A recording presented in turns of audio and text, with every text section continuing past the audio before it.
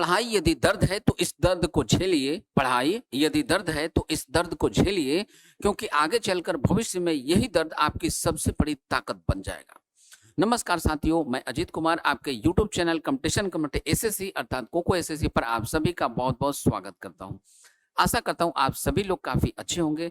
दोस्तों, आज टेंस के इस थर्ड पार्ट में हम लोग प्रेजेंट कंटिन्यूअस से पढ़ना शुरू करेंगे और प्रेजेंट कंटिन्यूअस में ही हम लोगों को स्टेटिव वर्ब पढ़ने होते हैं, जिसमें हम लोग verb of possession, verb of thinking और इस तरीके के बहुत सारे वर्ब्स को पढ़ते हैं, जिसमें हम सभी से गलतियां होती हैं। इस कारण से ये जो वीडियो है काफी अहम है, काफी इंपॉर्टेंट है। ठीक है, बात करते हैं कि इसके आगे हम लोग क्या करेंगे। तो प्रेजेंट कंटिन्यूअस से शुरू करके हम लोग प्रेजेंट परफेक्ट के डायरेक्शन में आगे बढ़ेंगे। ठीक है, चलिए तो अब इसके बाद हम लोग फटाफट आज के इस वीडियो सेशन को शुरू करते हैं। बिना किसी डिले के हम लोग चलते हैं आगे। तो सबसे पहले प्रेजेंट कंटिन्यूअस या किसी भी टेंस को पढ़ने के समय सबसे पहले हम लोगों को क्या करना चाहिए, उसका स्ट्रक्चर पढ़ना चाहिए। तो यहाँ पे आपको प्रेजेंट कंटिन्यूअस के 6 स्ट्रक्चर्स दिखाई दे रहे हैं। अब दोस्तों, प्रेजेंट कंटिन्यूअस का मतलब पहले होता क्या है, जो आप बचपन से पढ़ते रहे उसकी हम बात कर रहे हैं। आप जो बचपन से पढ़ते रहे उसके अकॉर्डिंग प्रेजेंट कंटिन्यूअस का मतलब होता है is am are plus verb का fourth form, that is ING form. ये इसका मीनिंग होता है, ये आपको याद रखना है। ठीक है, अब यहाँ देखिए, ये जो सामने आपको स्ट्रक्चर दिखाई दे रहा है, फर्स्ट वन स्ट्रक्चर का यूज हम लोग कब करते हैं। इस स्ट्रक्चर का यूज हम लोग तब करते हैं जब सेंटेंस हमारा पॉजिटिव हो। ठीक है, सेकंड वाले का यूज कब करते हैं, जब सेंटेंस हमारा नेगेटिव हो। थर्ड वन का यूज कब करते हैं, जब सेंटेंस हमारा इंट्रोगेटिव हो बट पॉजिटिव हो। ठीक है, फोर्थ वन का यूज कब करते हैं, जब सेंटेंस हमारा इंट्रोगेटिव हो बट नेगेटिव हो। फिफ्थ वन का यूज कब करते हैं, जब सेंटेंस हमारा WH इंट्रोगेटिव बट पॉजिटिव हो।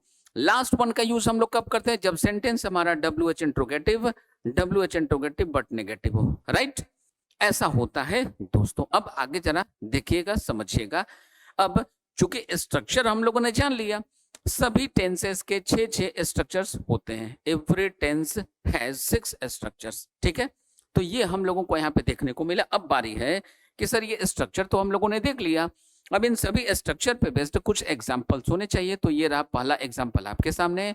इसका यूज कब, जब सेंटेंस हमारा पॉजिटिव हो। आइए जरा पढ़ के देखें। सी इज वॉचिंग अ मूवी, वो एक मूवी देख रही है। तो सेंटेंस कैसा है, अफर्मेटिव है, पॉजिटिव है।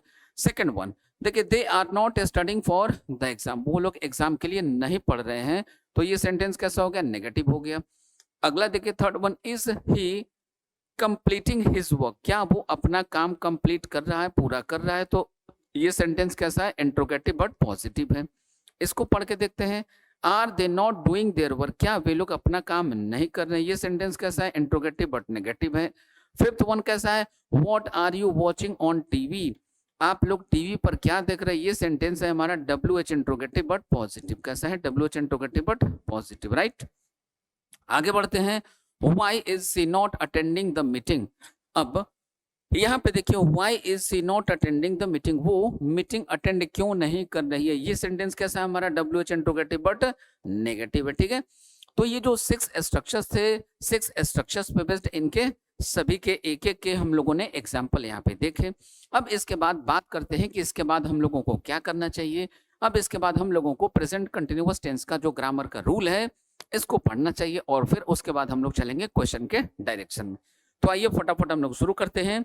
अब यहाँ पे हम लोग इस रूल को पढ़ेंगे जो प्रेजेंट कंटिन्यूअस का रूल है। तो सबसे पहला एक रूल जो आप सभी ने बचपन में पढ़ा था, हम सभी को पढ़ाया गया था, वो क्या है, हम सभी को बचपन में पढ़ाया गया था कि यदि बोलने के समय, at the time of speaking, बोलने के समय यदि कोई भी काम चल रहा हो, जारी हो, तो उसको बताने के लिए हम लोग यूज करते हैं प्रेजेंट कंटिन्यूअस। राइट, ये हम लोगों ने सीखा था। लेकिन अब आपके एग्जाम में जो भी क्वेश्चन पूछे जाते हैं वो बहुत छोटे छोटे तो होते नहीं।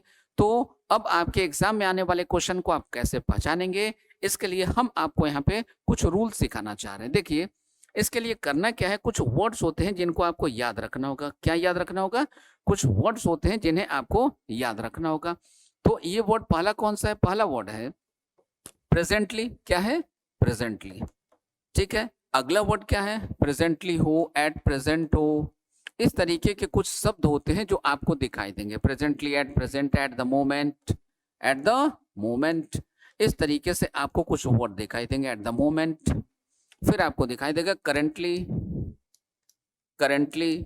ठीक है, फिर आपको क्या दिखाई देगा, नाउ। और क्या दिखाई देगा, दिस टाइम। This time. ठीक है, इस तरीके के कुछ वर्ड आपको दिखाई देंगे। तो यदि किसी भी सेंटेंस में इस टाइप के कोई भी या इस तरीके के कोई भी वर्ड लगे हुए हों तो उस सेंटेंस को हम लोग रखते हैं प्रेजेंट कंटिन्यूअस में। कहाँ रखते हैं? प्रेजेंट कंटिन्यूअस में। जैसे एक एग्जांपल होना चाहिए, ये रहा example, presently, presently I am teaching you, presently I am teaching you. अभी मैं क्या कर रहा हूं? आपको पढ़ा रहा हूं। ठीक है, तो यहां पे देखिए आई था हमारा सब्जेक्ट, आई हमारा सब्जेक्ट, ऑब्जेक्ट क्या है? यू। काम क्या हो रहा है? टीच करने का काम हो रहा है। तो यहाँ पे देखिए ये जो इज एम आर है, इज एम आर के साथ क्या गया? ये आ गया वर्ब का फोर्थ फॉर्म। तो यहाँ पे आपको दिखाई दे रहा है एम प्लस वर्ब का फोर्थ फॉर्म। तो इज एम आर के साथ कहीं भी वर्ब का फोर्थ फॉर्म हो तो इसका टेंस क्या होगा? इसका टेंस होगा प्रेजेंट कंटिन्यूअस, राइट। इनके अलावा कभी कभी आप देखेंगे कि किसी सेंटेंस में इनमें से कोई भी वर्ड आपको दिखाई नहीं देगा, लेकिन उस सेंटेंस को यदि आप पढ़ेंगे तो आपको ये इंडिकेशन मिलेगा, वहां से ये क्लू मिलेगा कि इस सेंटेंस में क्या चल रहा है भाई। उस सेंटेंस में किसी काम के लगातार कंटिन्यू रहने की चर्चा हो रही है। ठीक है, तो इस तरीके से आपको कहीं ना कहीं कुछ चीजें या कोई ना कोई क्लू आपको गिवन होगा। तो इस तरीके का यदि कहीं भी किसी भी सेंटेंस में कोई भी इंडिकेशन आपको मिलता है तो भले ही इनमें से कोई भी वर्ड आपको उस सेंटेंस में दिखाई नहीं पड़ते हैं, लेकिन उस सेंटेंस को आपको रखना होगा प्रेजेंट कंटिन्यूअस में, राइट। चलते हैं हम लोग क्वेश्चन की तरफ। अब यहाँ पे देखिए क्वेश्चन क्या है, मेनी ऑब्जर्वेशंस इंडिकेट, कई ऑब्जर्वेशन है जो ये इंडिकेट करते, इस बात का संकेत देते हैं that the number of drug addicts, कि जो ड्रग एडिक्ट्स लोगों की संख्या है is grieve day by day. कई ऐसे ऑब्जर्वेशन है जो इस बात का इंडिकेशन देते हैं, इस बात का संकेत देते हैं कि ड्रग एडिक्ट्स की जो संख्या है वो लगातार दिनों दिन बढ़ती चली आ रही है, बढ़ती जा रही है। तो यहाँ पे देखिए दिनों दिन ड्रग एडिक्ट्स की जो संख्या वो क्या हो रही है? ग्रो कर रही है, बढ़ रही है। ठीक है, तो ये काम कंटिन्यू चल रहा है। तो यदि कहीं भी कोई भी काम कंटिन्यू चल रहा हो तो देखिए इसमें अभी थोड़ी देर पहले हमने आपको जो वर्ड्स बताए थे, presently, at present, at the moment, इस टाइप का कोई भी वर्ड अवेलेबल नहीं है, लेकिन इस सेंटेंस में कहीं ना कहीं हमें क्लू मिल रहा है कि काम क्या है? जारी है। तो इसको बताने के लिए हम लोग क्या यूज करेंगे? हम लोग यूज करेंगे present continuous, that is am are के साथ वर्ब का आईएनजी फॉर्म यूज करेंगे। अब जरा यहाँ पे ध्यान दीजिए, अब आप में से कई बच्चों के मन में एक ख्याल आएगा, क्या ख्याल आएगा भाई? तो आप में से कई लोगों के मन में ये ख्याल आएगा सर यहाँ पे इज नहीं होगा, आर होना चाहिए। क्यों? क्योंकि एडिक्ट में एस लगा हुआ है, राइट। ऐसी गलती कभी मत करना दोस्तों, ठीक है, क्योंकि इसके पहले हमने आपको इनके बारे में बहुत सारी चीजें बता रखी, फिर भी कुछ और चीजें हम आपको बताते चले। देखिएगा कभी कभी आपको क्वेश्चन में नंबर ऑफ का यूज किया हुआ दिखाई देगा। अब ये जो नंबर ऑफ वर्ड है ये दो तरीके से यूज किए हुए आपको दिखाई देंगे। नंबर ऑफ के पहले आप देखेंगे कभी आर्टिकल ए का प्रयोग होगा, कभी आर्टिकल द का प्रयोग होगा। अब इनके बारे में सीख लीजिए। यदि नंबर ऑफ के पहले आर्टिकल ए का प्रयोग किया गया हो तो आप ध्यान दीजिएगा इसके बाद आने वाला सब्जेक्ट और वर्ब ये दोनों का दोनों कैसा रहेगा? तो ये दोनों का दोनों हमेशा और हमेशा लिखा जाएगा प्लूरल। लेकिन यदि नंबर ऑफ के पहले आर्टिकल द का यूज किया गया हो, किसका? नंबर ऑफ के पहले आर्टिकल द का प्रयोग किया गया हो तो आप यहाँ पे गौर फरमाइएगा, ध्यान दीजिएगा, यहाँ पे आने वाला ये जो सब्जेक्ट होगा, ये जो आपका सब्जेक्ट होगा ये सिंगुलर भी हो सकता है। कैसा हो सकता है? सिंगुलर भी हो सकता है और प्लूरल भी हो सकता है। लेकिन ये जो वर्ब होगा ये वर्ब हमेशा और हमेशा लिखा जाएगा सिंगुलर, ये कभी भी प्लूरल नहीं हो सकता। यहाँ आने वाला जो वर्ब है ये कभी भी प्लूरल नहीं हो सकता। ठीक है दोस्तों, अब आ जाइए चलते हैं इस क्वेश्चन में, पेन का कलर चेंज करते हैं और फिर आपको हम यहाँ पे समझाना शुरू करते हैं। अब जरा ध्यान दीजिए, यहाँ पे आपको क्या दिखाई दे रहा है? द नंबर ऑफ दिखाई दिया। ठीक है, तो द नंबर ऑफ आ गया तो ये जो ड्रग एडिक्ट्स है ये सिंगुलर प्लूरल कुछ भी हो सकता है। आमतौर पे आपको जो भी दिखाई पड़ता है एग्जाम में सबका सब प्लूरल ही दिखाई पड़ता है। लेकिन वर्ब कैसा रहेगा? तो वर्ब हमेशा सिंगुलर। वर्ब जो इज लिखा गया है ये ऑलरेडी सिंगुलर है, तो वर्ब हमारा बिल्कुल सही है। अब इसके आगे हम यहाँ पे देखें कि ये जो हमारा मेन वर्ब है इसका क्या होगा। तो यहाँ पे ये जो वर्ब लिखा गया ग्रो, ग्रीव, ग्रोन, तो ये है वर्ब का सेकंड फॉर्म जो गलत हो गया। ठीक है, अब इसकी जगह हम लोगों को क्या यूज करना होगा? वर्ब का आईएनजी फॉर्म यूज करना होगा। तो ग्रो का आईएनजी फॉर्म क्या होता है? ग्रोइंग होता है।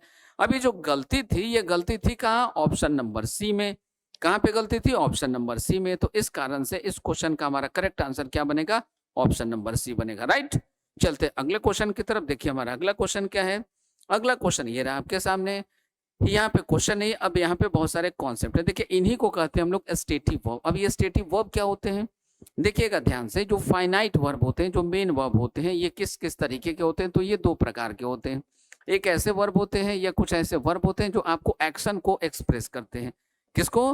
कुछ ऐसे वर्ब होते हैं जो एक्शन को एक्सप्रेस करते हैं, जैसे रन मतलब दौड़ना, ईट मतलब खाना, ठीक है, किल मतलब मारना, उसमें काम हो रहा है, ठीक है, बात समझिएगा ठीक से।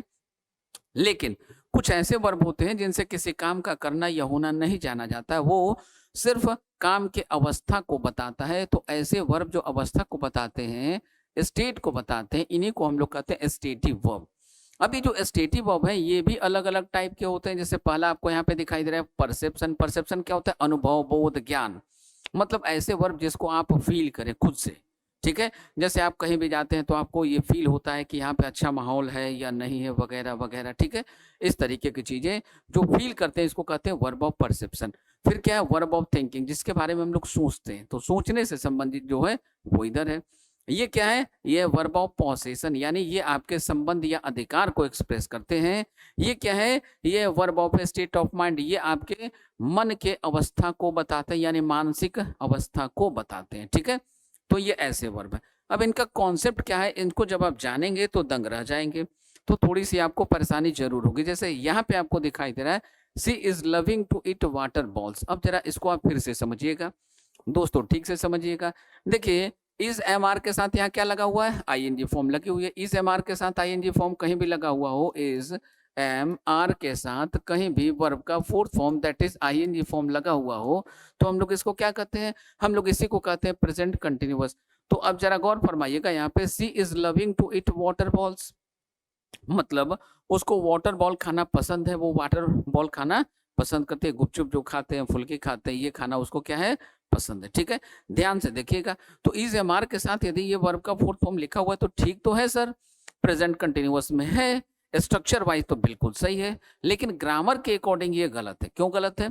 ये जितने भी अभी हम आपको यहाँ पे वर्ब ऑफ परसेप्शन दिखा रहे थे, verb of perception, verb of feeling, verb of state of mind, verb of thinking, ये जितने भी वर्ब होते हैं, इनमें से सभी के सभी वर्ब में, अर्थात इनमें से कोई भी ऐसा वर्ब नहीं है जिसमें आप आईएनजी लगाकर इसका यूज किसी भी प्रकार के कंटिन्यूअस में करेंगे। तो इसका यूज आप किसी भी कंटिन्यूअस में नहीं करेंगे, ठीक है। तो सेंटेंस आपको कंटिन्यूअस में लिखा हुआ दिखाई देगा तो आप वहां पे यूज कर लेंगे इंडिफरेंट। सेंटेंस आपको लिखा हुआ दिखाई पड़े परफेक्ट कंटिन्यूअस में तो आप यूज कर लेंगे परफेक्ट, राइट, चाहे वो प्रेजेंट हो, पास्ट हो या फ्यूचर हो। चलते हैं अब हम लोग सीधा क्वेश्चन के डायरेक्शन में। क्वेश्चन क्या था? तो यहाँ पे देखिए ये लव क्या है? ये है आपका वर्ब ऑफ परसेप्शन, ठीक है। अब ये ऐसे वर्ब होते हैं जिनसे आपका एक ऑर्गन प्रभावित होता है। क्या? एक ऑर्गन प्रभावित होता है। कितना ऑर्गन? सिर्फ एक ऑर्गन। इसीलिए इनको हम लोग कहते हैं verb of perception, verb of state of mind, verb of thinking, verb of possession, ठीक है। यानी ये सारे के सारे क्या है? स्टेट ऑफ माइंड को रिप्रेजेंट करते हैं। इन सभी को कहते हैं स्टेटिव वर्ब। तो जितने भी आपके स्टेटिव वर्ब्स होते हैं, किसी भी स्टेटिव वर्ब में हम लोग आईएनजी नहीं लगाते। इस बात को आपको सिर्फ याद रखना है, ठीक है। जैसे यहाँ पे देखिए आपको क्या दिखाई दे रहा है? लविंग। दूसरा क्या दिखाई दे रहा है? हैविंग। तीसरा क्या दिखाई दे रहा है? माइंडिंग। अब आ जाइए आप यहाँ पे देख लीजिए, माइंड आपको यहाँ पे मिल गया, हैव आपको यहाँ पे मिल गया। एक और क्या था? तो एक और क्वेश्चन था अपना लविंग। लविंग, हैव मिल गया, माइंड मिल गया, लव चाहिए। अब देखिए लव कहीं आपको दिखाई देगा? लव, ये देखिए लव लाइक इट, ये रहा लव। तो यहाँ पे आपको ये सारे के सारे वर्ब दिख रहे हैं, ठीक है। तो इनमें से ऐसे जितने भी आपको वर्ब दिखाई दे रहे हैं, ये कुछ ऐसे वर्ब होते हैं जिनमें हम लोग आईएनजी का यूज नहीं करते हैं, ठीक है। चलिए तो अब क्या करेंगे? अब यहाँ पे आ जाएंगे हम लोग। यहाँ पे देखिए इज एम आर के साथ आईएनजी लगा हुआ है, जो क्या है? गलत है, ठीक है। स्ट्रक्चर वाइज तो बिल्कुल सही है लेकिन ग्रामेटिकली गलत है। तो इसकी जगह क्या करेंगे? वर्ब का फिफ्थ फॉर्म यूज कर लेंगे, यानी कंटिन्यूअस की जगह इंडिफरेंट का यूज कर लिए। नेक्स्ट फिर से देखिए यहाँ पे इज हैविंग का यूज किया गया है, तो ये हैव में फिर से आईएनजी लगा हुआ है जो गलत है। तो ये सेंटेंस कहाँ पे लिखा गया? कंटिन्यूअस में। कहाँ चेंज करेंगे? इंडिफरेंट में। तो फिर से देखिए इसके साथ हम लोगों ने वर्ब का फिफ्थ फॉर्म यूज कर लिया। क्यों? क्योंकि इंडिफरेंट का सीधा मतलब क्या? प्रेजेंट इंडिफरेंट का सीधा मतलब होता है वर्ब का फर्स्ट फॉर्म या वर्ब का फिफ्थ फॉर्म, राइट, ऐसा होता है। अगले क्वेश्चन की बात करते हैं। अगले क्वेश्चन में देखिए लिखा हुआ है ही इज माइंडिंग, फिर देखिए माइंड में आईएनजी लग गया जो नहीं लग सकता, तो इसलिए ये फिर से गलत हो गया, फिर यूज करेंगे यहाँ पे माइंड्स। तो यहाँ पे कुछ एग्जाम्पल के माध्यम से हम लोगों ने ये देखा, ये सीखा कि जितने भी स्टेटिव वर्ब होते हैं, किसी भी स्टेटिव वर्ब में हम आईएनजी लगा के उसका यूज किसी भी प्रकार के कंटिन्यूअस में नहीं कर सकते। अब आइए इन पे आधारित कुछ प्रश्नों को हम लोग यहाँ पे सॉल्व करने का प्रयास करते हैं। जैसे यहाँ पे देखिए इट इज अपीयरिंग, तो फिर देखिए अपीयर क्या है, आपका स्टेट ऑफ वर्ब है, ठीक है। यानी कि ये भी क्या है, ये भी आपका स्टेटिव वर्ब है, तो स्टेटिव वर्ब है तो इसमें फिर से आईएनजी का यूज नहीं करेंगे। तो अब क्या करेंगे हम लोग, स्टेटिव वर्ब में आईएनजी का यूज हम लोग नहीं करेंगे, तो यहाँ पे इज अपीयरिंग की जगह क्या यूज करेंगे हम लोग, यहाँ पे यूज करेंगे अपीयर का। किसका यूज करेंगे, अपीयर्स, ठीक है। नेक्स्ट, तो ये एरर कहाँ था, ऑप्शन नंबर ए में था, तो इस क्वेश्चन का करेक्ट आंसर हो गया हमारा ऑप्शन नंबर ए। नेक्स्ट आगे बढ़ते हैं, यहाँ से अगले क्वेश्चन की तरफ चलते हैं। I have been knowing him, यहाँ पे देखिए ये नो क्या है, ये फिर से आपका स्टेटिव वर्ब है, ठीक है। ये ऐसा वर्ब है जो आपके स्टेट को बताता है, तो यहाँ पे फिर से हम क्या करेंगे, आई हैव बीन नोइंग, तो यहाँ पे बीन नोइंग को हटा देंगे और यहाँ पे क्या यूज करेंगे, यहाँ पे यूज करेंगे नोन का। क्यों, क्योंकि हैव के साथ क्या आता है, हैव फैमिली के साथ हमेशा और हमेशा यूज करते हैं थर्ड फॉर्म ऑफ वर्ब। कौन सा फॉर्म, वर्ब का थर्ड फॉर्म यूज करते हैं, ठीक है। चलिए, तो ये एरर कहाँ पे था, ये एरर फिर से था आपके ऑप्शन नंबर ए में, तो आंसर बनेगा आपका ऑप्शन नंबर ए, ठीक है।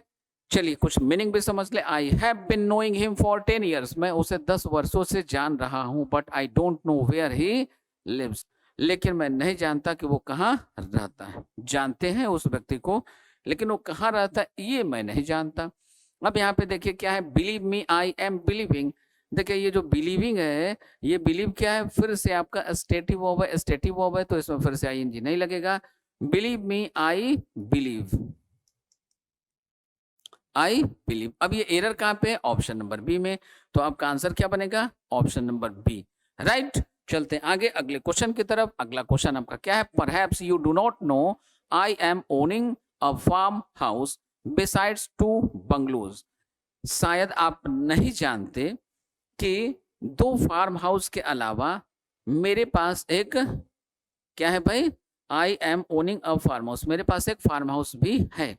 2 बंगलों के अलावा मेरे पास एक फार्म हाउस भी है। तो यहाँ पे देखिए ये जो ओनिंग है, ये ओन क्या है भाई, ये भी होता है आपका स्टेटिव वर्ब। क्या होता है, स्टेटिव वर्ब होता है। चूंकि ये स्टेटिव वर्ब होता है इसलिए इसमें फिर से हम लोग आईएनजी का यूज नहीं करेंगे, ठीक है। यहाँ पे क्या यूज करेंगे, तो यहाँ पे ओन का यूज करेंगे। किसका यूज करेंगे, ओन का यूज करेंगे। अब ये एरर कहाँ पे है, ये पार्ट नंबर बी में, तो आपका आंसर हो जाएगा ऑप्शन नंबर बी। नेक्स्ट आगे बढ़ते हैं। अब आगे देखिए अगला टेंस है हमारा प्रेजेंट परफेक्ट टेंस। अब प्रेजेंट परफेक्ट टेंस, जैसा कि हमने आपको आज के वीडियो में सबसे पहले बताया, किसी भी टेंस को पढ़ने के लिए सबसे पहले हम सबको उसका स्ट्रक्चर पढ़ना चाहिए। तो यहाँ पे आपको प्रेजेंट परफेक्ट के स्ट्रक्चर दिखाई दे रहे हैं। अब आपको प्रेजेंट परफेक्ट कैसे याद रखना चाहिए ये भी देखें। प्रेजेंट परफेक्ट को याद रखने का द बेस्ट वे है कि आप याद रखिए हैज हैव प्लस वर्ब का थर्ड फॉर्म आपको कहीं भी दिखाई दे, हैज हैव के साथ आपको कहीं भी वर्ब का थर्ड फॉर्म दिखाई दे, तो इसका सीधा मतलब हम लोग समझेंगे कि इसका दिया हुआ टेंस क्या है, प्रेजेंट परफेक्ट है। हालांकि टेंस को पहचानना हमने आपको पहले से बता रखा है टेंस पार्ट 1 में, ठीक है। तो यदि किसी का छूट गया हो तो उसको जरूर से जाकर देख लीजिएगा। उसको देख लेने के बाद ये जितने भी रूल्स आप याद रखते हैं, स्ट्रक्चर्स आप रटते हैं, याद करते हैं, एक भी स्ट्रक्चर आपको रटने की याद करने की कोई जरूरत नहीं है, ठीक है। तो पार्ट 1 पार्ट 2 को जरूर से देखिएगा। अब बढ़ते हैं आगे। ये जो 6 स्ट्रक्चर आपको दिखाई दे रहे हैं, तो हमने आपको थोड़ी देर पहले बताया था कि एवरी टेंस हैज 6 स्ट्रक्चर्स, तो प्रत्येक टेंस के 6 स्ट्रक्चर होते हैं। अब इनका यूज कैसे करते हैं, कब करते हैं, आइए सीखते हैं। पहले वाले स्ट्रक्चर का यूज करते हैं जब सेंटेंस पॉजिटिव हो। सेकंड वन का यूज तब करते हैं जब सेंटेंस हमारा नेगेटिव हो। थर्ड वन का यूज कब करते हैं, जब सेंटेंस हमारा इंट्रोगेटिव बट पॉजिटिव हो। फोर्थ वन का यूज कब करते हैं, जब सेंटेंस इंट्रोगेटिव बट नेगेटिव हो। फिफ्थ वन का यूज कब करते हैं, जब सेंटेंस हमारा WH इंट्रोगेटिव बट पॉजिटिव हो। लास्ट वन का यूज कब करते हैं, जब सेंटेंस आपका WH इंट्रोगेटिव बट नेगेटिव हो, राइट। तो ये 6 के 6 स्ट्रक्चर हो गए। अब इन 6 स्ट्रक्चर्स पे बेस्ड हम लोगों को कुछ एग्जाम्पल मिलने चाहिए। तो ये सभी के सभी एग्जाम्पल्स हैं। They have won the competition, उन लोगों ने कंपटीशन जीत लिया है। She has not played hockey, वो हॉकी नहीं खेली है। हैव दे बॉट कैमरा, क्या उन लोगों ने एक कैमरा खरीदा है? Have you not participated in the competition? क्या तुमने कंपटीशन में भाग नहीं लिया है? When has she received my letter? उसने मेरा लेटर कब रिसीव किया? Next, why have they not celebrated your birthday? उन लोगों ने आपका बर्थडे क्यों नहीं सेलिब्रेट किया है? इस तरीके से ये 6 के 6 स्ट्रक्चर हो गए। अब 6 स्ट्रक्चर पे बेस्ड ये जो सारे के सारे एग्जांपल्स हो गए, इनको यदि आप जानना चाहें तो आप इनको फील कर रहे होंगे, जैसा कि हमने अभी अभी इन सभी सेंटेंसेस के हिंदी मीनिंग में भी आपको बताया। तो ये इस प्रकार के स्ट्रक्चर्स हैं और इस प्रकार के स्ट्रक्चर्स के ये एग्जाम्पल्स है। ठीक है, चलिए तो फिर से इसको हम लोग लिख लेते हैं।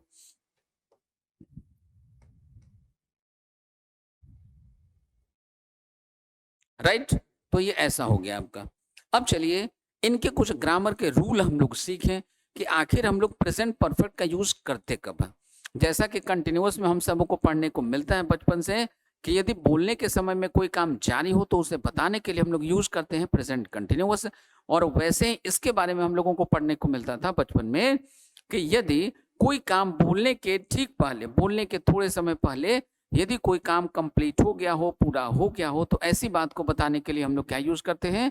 हम लोग यूज करते हैं प्रेजेंट परफेक्ट का। ठीक है, अब ऐसे क्वेश्चन तो शायद ही कभी आपको देखने को मिले, लेकिन कुछ वर्ड्स ऐसे हैं जो अक्सर आपको इस बात का इंडिकेशन देते हैं, संकेत देते हैं कि जो दिया हुआ सेंटेंस है उसको किस टेंस में रखना है। तो आइए इन सारे वर्ड्स की बात हम करते हैं। अब ये वर्ड्स कौन कौन से हैं? तो सबसे पहले हम लोग यहाँ पे देखेंगे कि यदि किसी भी सेंटेंस में येट लगा हुआ हो, क्या लगा हो? येट लगा हो। लेकिन येट कहाँ पे लगा हो? At last. येट का प्रयोग सेंटेंस के लास्ट में किया गया हो तो सेंटेंस रहेगा नेगेटिव प्रेजेंट परफेक्ट में। इसको याद रखिएगा दोस्तों। इनके अलावा यदि किसी सेंटेंस में ऑलरेडी लगा हो, क्या लगा हो?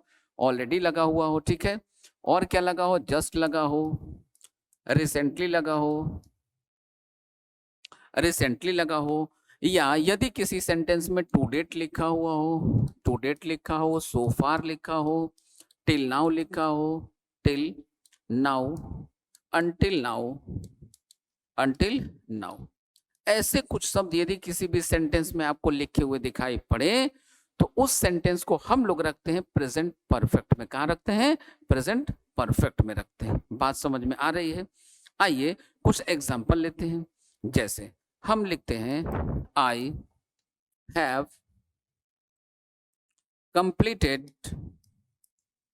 Completed my work yet. देखिए, येट से जब भी कभी क्वेश्चन पूछे जाते हैं तो किस किस तरीके से आपसे गलतियां करवाई जाती हैं, किस किस तरीके से आपसे गलतियां करवाई जाती हैं, आप कहाँ कहाँ गलतियां करते हैं, आइए इन सभी बातों को सीखें। तो सबसे पहले यदि किसी भी सेंटेंस में आपको येट दिखाई दे तो आप येट के प्लेस को चेक कीजिएगा। यदि येट का प्रयोग सेंटेंस के लास्ट में यहाँ पे किया गया हो, सेंटेंस के लास्ट में किया गया हो, तो वो सेंटेंस लिखा जाएगा नेगेटिव प्रेजेंट परफेक्ट में। कहाँ पे लिखा जाएगा? नेगेटिव प्रेजेंट परफेक्ट में लिखा जाएगा। और यहाँ पे देखिए ये हैव है और ये हैव के साथ क्या है? वर्ब का थर्ड फॉर्म है। तो प्रेजेंट परफेक्ट तो है बट ये नेगेटिव नहीं है। तो इसमें क्या करना होगा? इसमें आपको यहाँ पे नॉट का प्रयोग करना पड़ेगा। ठीक है, यदि इस सेंटेंस का टेंस कुछ और ही हो, जैसे मान लीजिए यहाँ पे लिखा हुआ हो आई डिड नॉट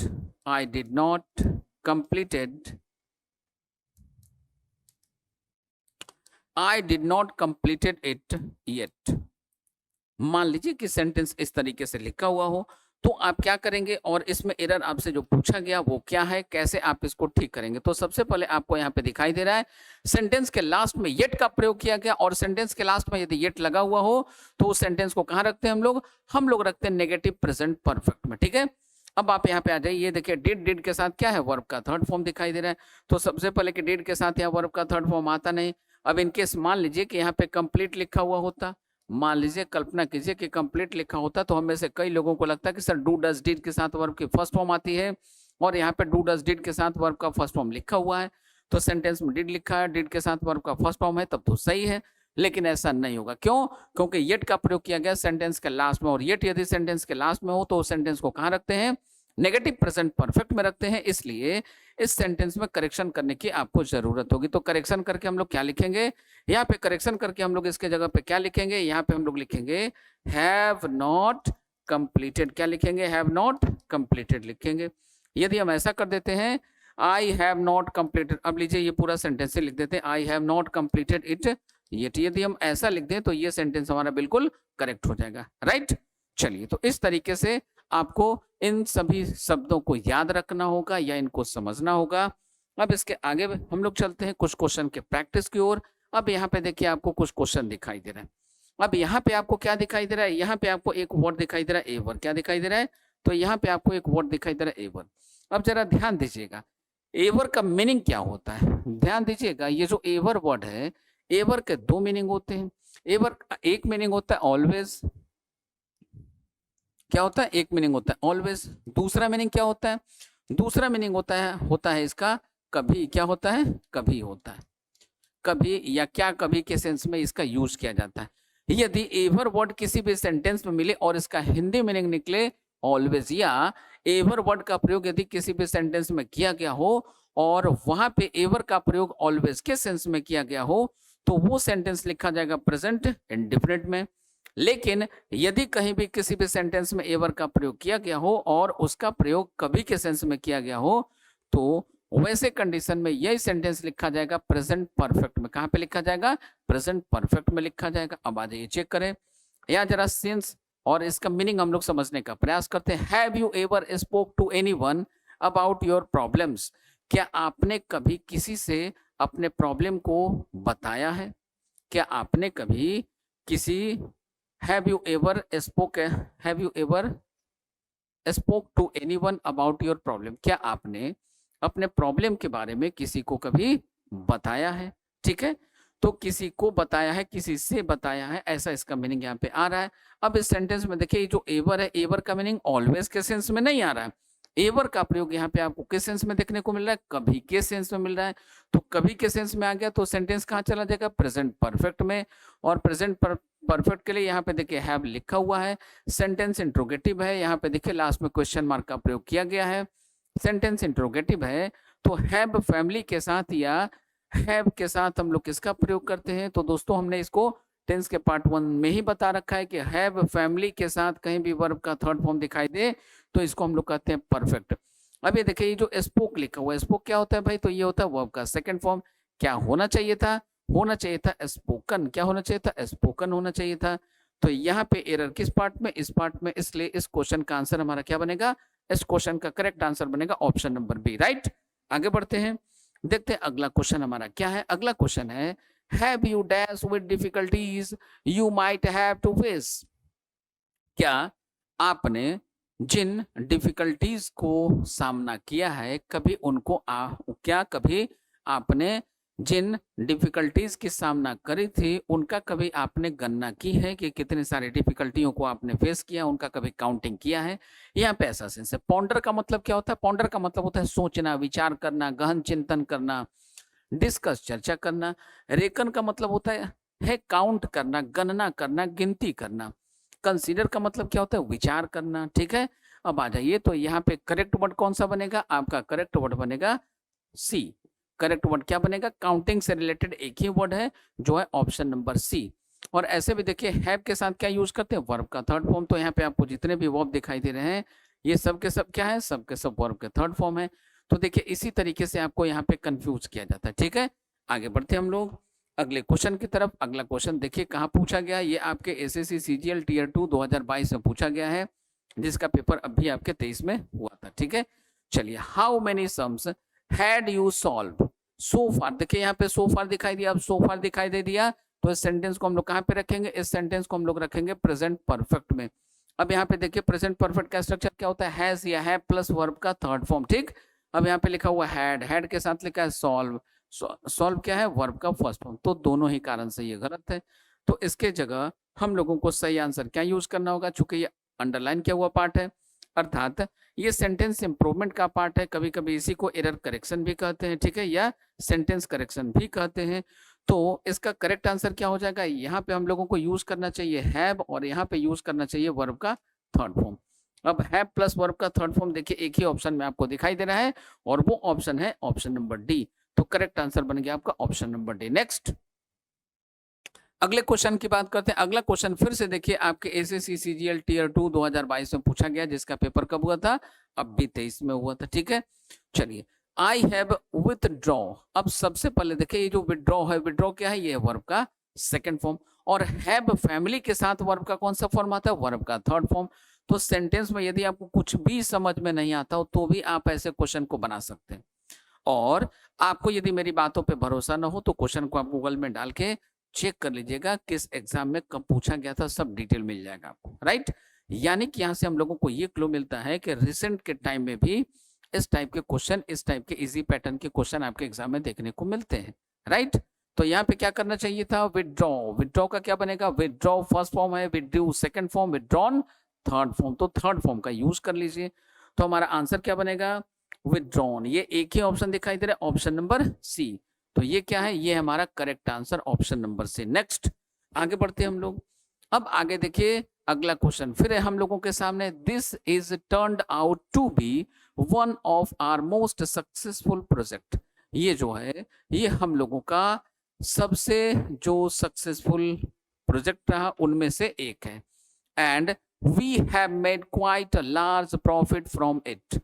और हम लोगों ने क्या किया? बहुत इससे लाभ कमाया है। तो यहाँ पे देखिए वी आपको दिखाई दिया, हैव दिखाई दिया, हैव के साथ क्या लिखा है? वर्ब का थर्ड फॉर्म लिखा है, मेक, मेड, मेड।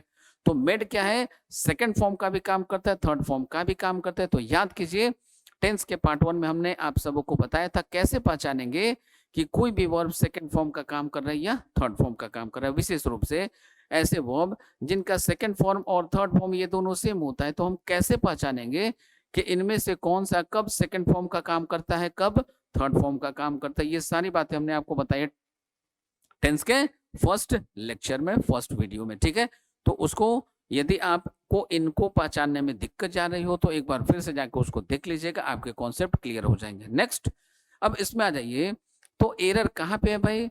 अब यहाँ पे देखिए इस एमआर के साथ आपको दिखाई दे रहा है वर्ब का थर्ड फॉर्म, तो ये तो हो जाएगा पैसिव, जबकि यहाँ पे होना चाहिए था एक्टिव। तो यहाँ पे दिस के साथ हम लोग यूज करेंगे has. This has turned out to be one of our most important projects and we have made quite a large profit from it. अब जाके ये सेंटेंस क्या हो गया? हमारा करेक्ट हो गया। तो गलती थी कहाँ पे? फर्स्ट पार्ट में, ए वाले में। तो करेक्ट आंसर बनेगा इस क्वेश्चन का ऑप्शन नंबर ए, राइट। आगे बढ़ते हैं, यहाँ देखते हैं due to inflation the cost of living escalated in the last 1 year. पिछले एक साल में एस्केलेट कर गया, बढ़ गया है। क्या बढ़ गया भाई? कॉस्ट ऑफ लिविंग बढ़ गया है। किसके कारण से? ड्यू टू इन्फ्लेशन, महंगाई के कारण, मुद्रास्फीति के कारण, ठीक है। अब जरा यहाँ पे ध्यान दीजिए, due to inflation the cost of living. अब यहाँ पे हम लोग यूज करेंगे हैज एस्केलेटेड। क्या यूज करेंगे? Has escalated. क्यों यूज करेंगे?